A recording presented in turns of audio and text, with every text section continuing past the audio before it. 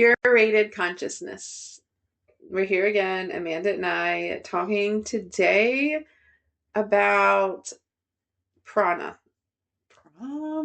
our life force, how we get it, where does it enter our... So when prana does enter our body, our life force, our energy that keeps us going, we use it in 5 different ways, mainly through the body, that send it in different directions so that we support our functions through these movements, through the movement of energy. So the movement of energy through our body supports certain things in our body. So I eat food, it nourishes me, but I have to use energy to digest that food. And what happens with that energy? Because some of that's going to give me energy, but some of it's not going to serve me. So then my body has to do different things to move that energy around. Yes? Yes. So there are 5 different directions for different things. And Amanda's going to talk on them a little bit because we need to understand how we get our energy, how it's used. So then we can talk about how do we understand if we're not using it properly, or what if I need more, or managing my energy level and the life force that I have behind that keeps it going. The yogis definitely talked about this. Prana is more than breath. Pranayama is more than breath work.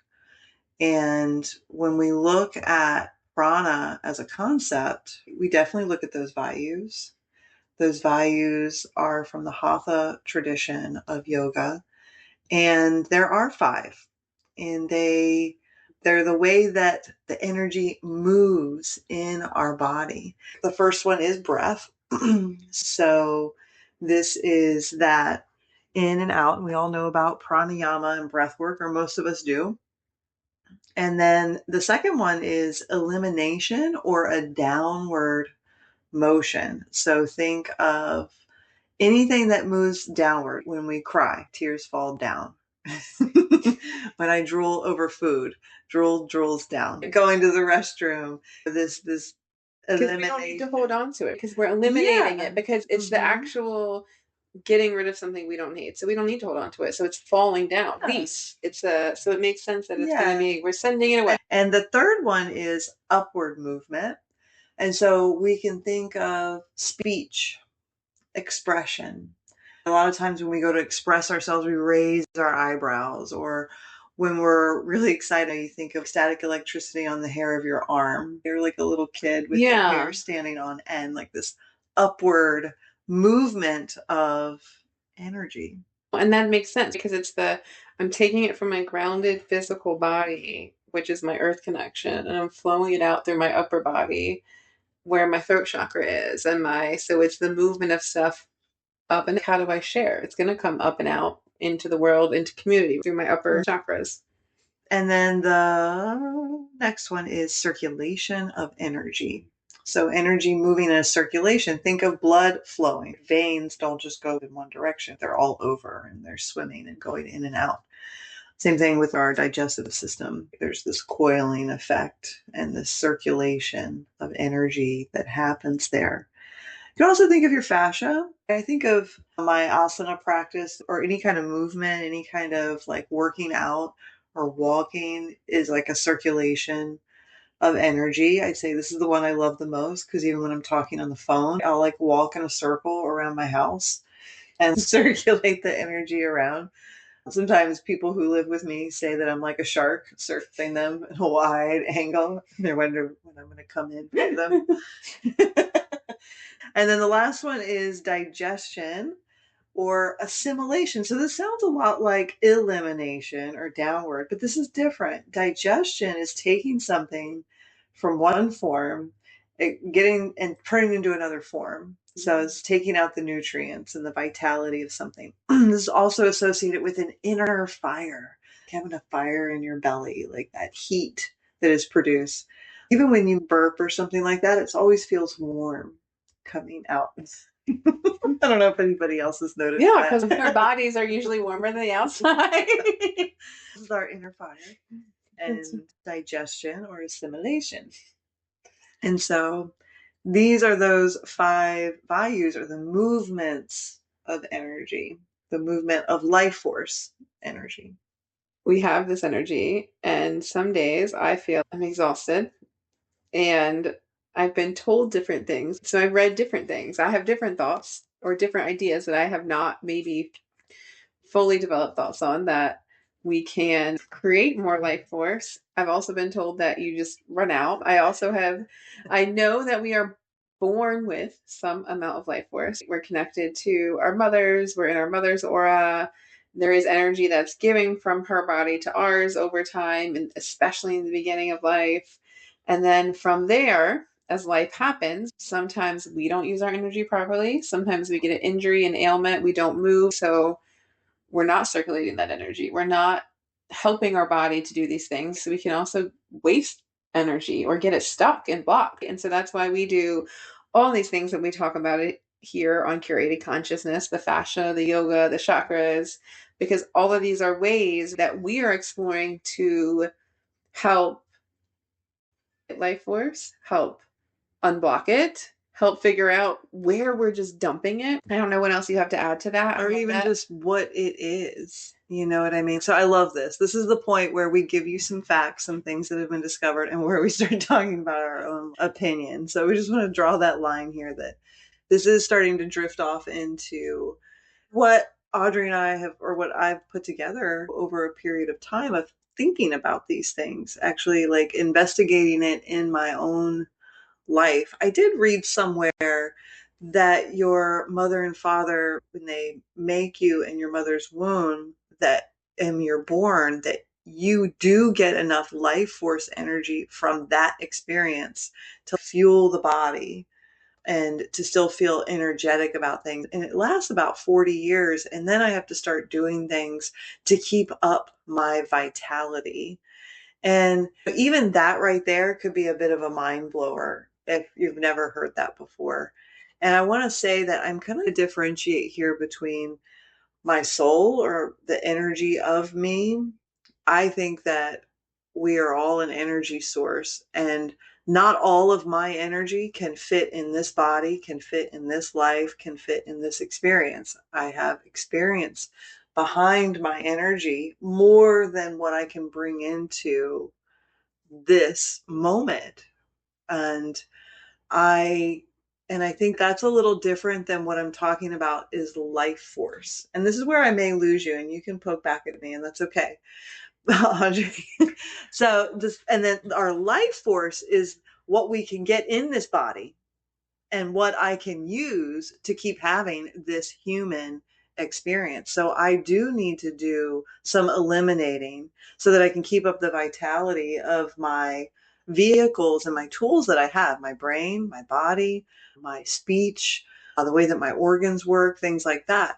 But I still, even with that being said, I still believe that I'm an eternal energy source that is beyond this experience.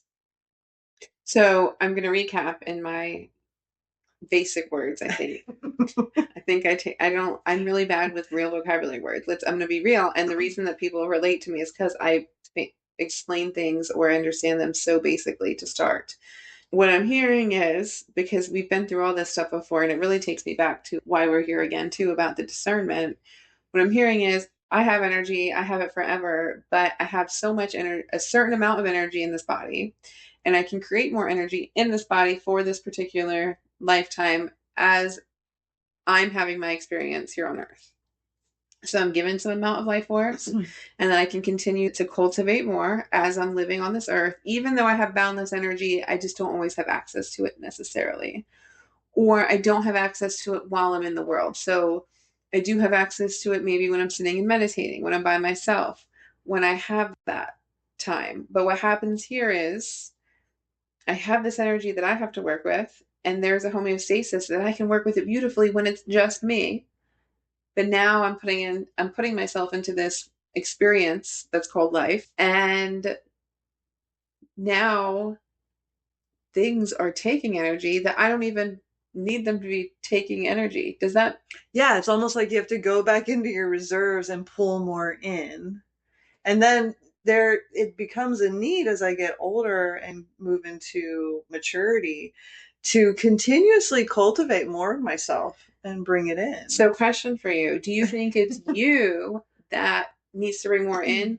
Do you think that some people find this skill of cultivating their life force at a young age and they don't go through what some of us go through when we realize, oh crap, I've been pushing too hard? Do you think some people find that? Is there a peace place of it? Is there a place of just finding some things and some rituals early in life that have always most been there? people have practices. Even people who smoke, that's a practice. And if it's relaxing me, it's actually probably doing more good than me quitting it, to be honest. Or go for walks or have a hobby. I know somebody who does woodworking. Otherwise, he's like a director of a big company. You know what I mean? And he sits there at home and he makes these little things. And so that's a way he's using that as a way to cultivate his life force and been doing that since he was a child and is now doing it as an adult. So some people are taking them in and they're noticing, or maybe we drift away, we go in and out of phases. So yes, we all do it naturally. You actually don't need to know any of this crap. I do believe that. I do think that there's some of us who struggle with cultivating life force and we go to doctors or take supplements and all the things. And it's, why am I so low on B12? I haven't actually changed a lot in my diet. I'm still eating pretty good. Am I just spending more energy and just not replacing it spiritually? Could that be a thing? I think that there's this movement going on in the world right now where we're exploring this whole arena. And I think we all have a piece to the puzzle. And I think the more that these kind of conversations can happen about what is life force, what is a soul, what is an energy, and then we can start to develop language around this and be more conscious of what's going on. And what happens if we all just stop complaining about being tired all the time? And we all just know how to use our energy. And when we get out, we just go, you know what, I gotta go fill up. Just like when your car runs out of gas, you go to the fucking gas station. I feel like this could be a very simple thing. And I feel like maybe human beings are making it a little harder than it needs to be. There's an expectation. Technology has advanced us so far that we don't sit with discontentment. We have so much information that sometimes discerning is hard because we can't even get through all the information. We used to have a few choices. Now, if I want to purchase something, I can go on Amazon and get it from anywhere, virtually any version, and have so many choices. And we've come to this place where now we're used to having these choices, we're used to having these things, and people keep coming at us. So we're all exhausted because we have too many choices, we have too many things going on. And by word of this year, everybody keeps asking me like how I'm doing better. Because I literally started trying to discern. I tried to notice where I was wasting energy and I stopped doing those things.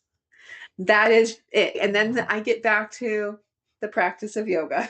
I discerned what made me tired, what hurt me, whatever, and I try to make an alteration of that thing. And as I alter those things, whether it's in physical body and mental capacity, my body's going to adjust over time. And likely, knowing me, it's probably not true for everybody, but likely me, I'm going to overcompensate for my adjustment. And there's probably balance somewhere in the middle. So we're always moving and coming back and have to recheck our energies and what we're doing. But you're right. It should be simple for humans, but it's hard because some of us need more of our ego to be involved to experience life on this earth. I'm speaking for me. I'm a projector. I have an ego. We all have egos.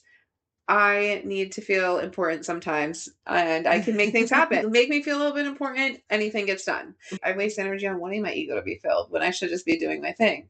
I waste energy on thinking what people are going to think, what's going to happen, how things are going to go, and I'm wasting it.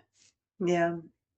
Well, there's a lot here in this concept of prana. Honestly, we just touched on it. And I would love to know what your thoughts are on it. I think we brought up some things that are unique to this topic and also laid it in some foundational stuff of practices that we both love, which is yoga. And let us know in the comments or send us an email. Let us know how you feel about prana and your life force. Is it different than your soul or your energy? And what would happen if suddenly you weren't tired anymore and that wasn't even a thought and you could just pull in life force whenever you needed to?